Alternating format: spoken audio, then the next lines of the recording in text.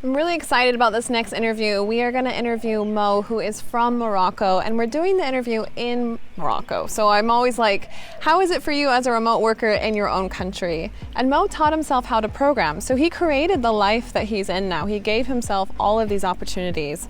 And I would love to learn how he was able to do that. What gave him the drive to do this? What resources did he need? And I want to share all of this with you. And then Mo's doing something really cool. He has an idea to empower the women of Morocco, and I want to share that idea with you. So I can't wait to share with this interview with you, and let's dive right into it.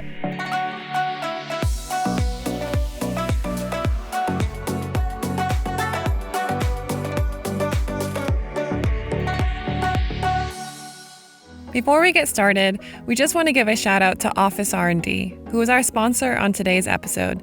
They are a co-working management software company that helps workspaces around the world deliver better experiences to their customers.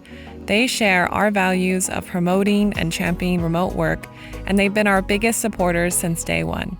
Okay, so let's continue. Right now we are here in Morocco, and I am speaking with Mo. Tell me again how you say your name for real. It's Moad. Moad. Yes. You have to. It's pretty close enough. See, that's right. Yeah. I don't know how to say it. So we all just call him Mo. Not just. We love Mo. And he's here at the co-living space called Sundesk. And I am so excited to interview you because you are a Moroccan digital nomad. That is true. Yes. Yes. So just so everyone knows, where are you from originally? And let's talk about what you do for work, because I think all of these things are going to be really inspiring for people. Right. I'm from Rabat, which is the capital of Morocco, and basically a developer, but I also take on a lot of other tasks, project manager, and I do whatever is needed to make the business move forward. Nice.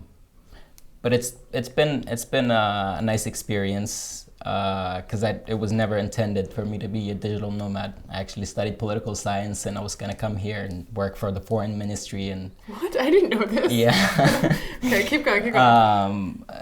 That all changed when my certificate or diploma wasn't accepted here. Mm-hmm. I was lost for about a year until my cousin basically recruited me. He's the first digital nomad I know. He's been doing it for a while.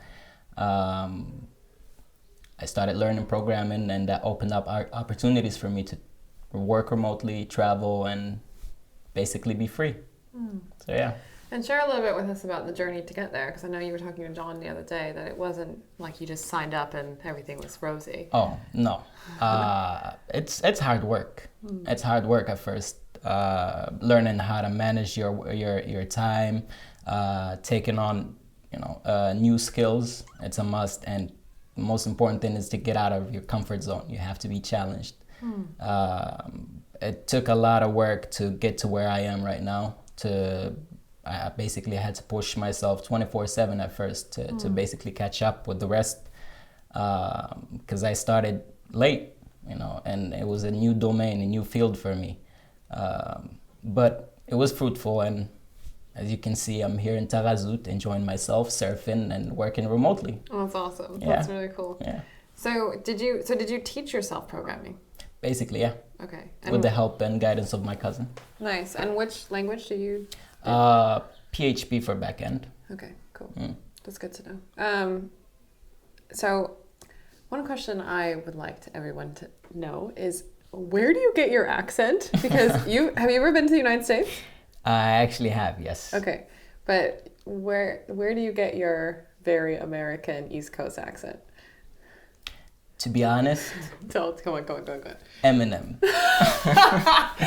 I love it so much. Slim Shady, yeah. Ever since I grew up with Slim Shady, and I used to actually rap with him, try to catch up with him, and he's a lyricist. He rhymes fast. So yeah, that basically helped me mold my accent into an American accent. That's cool. Which is helpful. That's so cool. Yeah. Okay. More things I want to know. How is it for you to be a digital nomad in the culture that you grew up in? Because is your family Muslim? Yes, they are. And it's very conservative culture Compared to the West, okay. Compared to the West, yes. But how is it for you? Like, are they like, what are you doing? Like, why are you going those places? What is their response? Yeah, at first, they just didn't get the concept of you not having an 8 to 5 or 8 to 6 job, not being in an office and working. I'm just sitting there with them. They're having lunch and I'm getting work done. And it just blew their mind. Until they started seeing that I'm actually, you know, responsible of myself. I'm paying my bills. I'm making money. I'm traveling, and I'm also basically making it happen while not doing it the traditional and the normal way. They've come around to accept it. It still boggles their mind that whenever, you know, I catch up with my uncles, I'm here, and for example, I'm in Cambodia. I'm working from Egypt, and they keep asking me, oh, so what's your new job there? No, guys, it's the same job. It's the same thing. I'm still doing the same thing. Do you feel like there has been some sort of mindset change in them just seeing you? Yeah. So tell me more about it. Like, where did they start with? Where they were like, no, you can't do that. That's not a thing.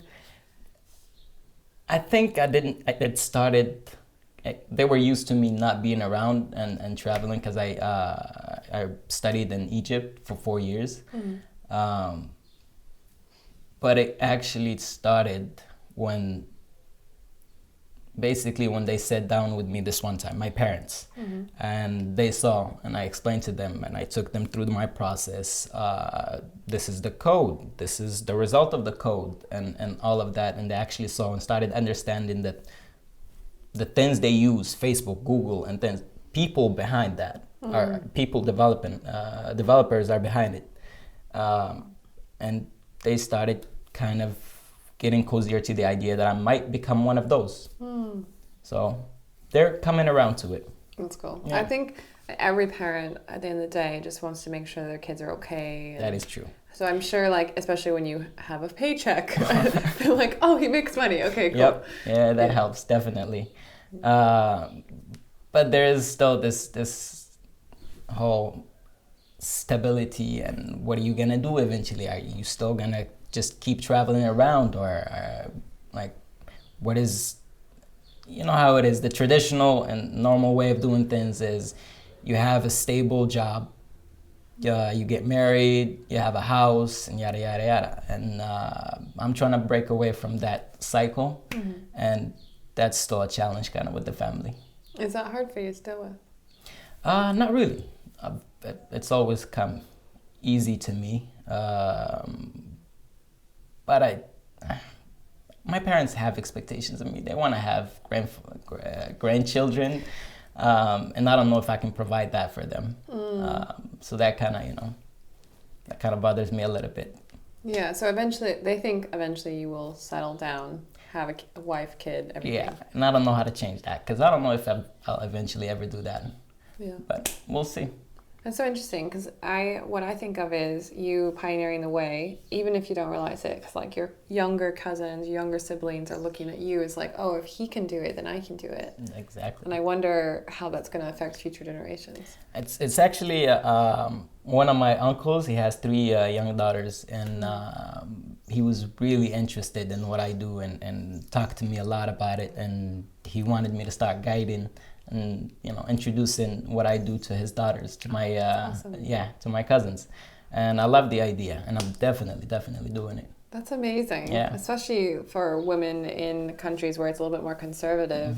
I think having the opportunities, they would never get that. Exactly. Yeah. That just made me really excited to hear that. I was like, because I don't hear that anymore, especially a father wanting that for their daughters. Yeah. Because usually it's like, they want them to be safe, and by safe means getting married, and so, like in this traditional mindset, I guess, you know. He's trying to break away from that. He wants amazing. different things for his daughters. Yeah. That makes me really happy. Yeah, me too, definitely. Yeah. So one thing I will say is that everyone loves Mo here at Sundesk, and like we're always just saying, Mo, stay longer. But where are you going after this? I think this is interesting to share with people.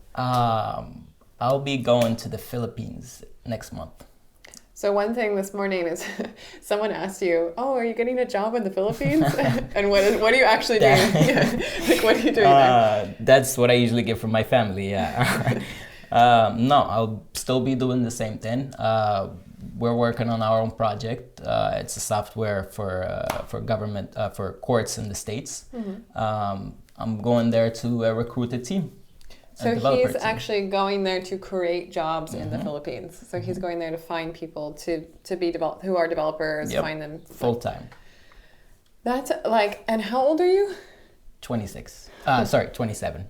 Recently 27. That's amazing. Just, I want you to know that you're very accomplished for your age and everything. I appreciate that coming from you. Thank you. Yeah, I'm really proud of you. I feel him as like a little brother. I think he's awesome. But I want, because you are in your own way pioneering stuff, like what would you say to someone who's like you a couple years ago who was feeling a little bit lost? Like what would you wish you had known back then? It is possible. It will be hard work. It is not going to be easy, but you can get through it. You can definitely get through it, and you'll be very happy with the results. Cool. And you'll be satisfied. Basically, you'll be content. Yeah, that's awesome. And you really enjoy what you do, right? I really do. Yeah, I remember we were talking about the other day. Like you were like, you should only do a remote job if you actually like your job. You know, you shouldn't just do it to travel. That is true. Yeah. I mean, I put in crazy hours. Sometimes it can go up for weeks, 12 hours a day. And you don't feel like you're burning out because you're putting it into something that's yours, that you love. So it doesn't really feel like a job. It's just a lifestyle, you know? I love and that. It's beautiful.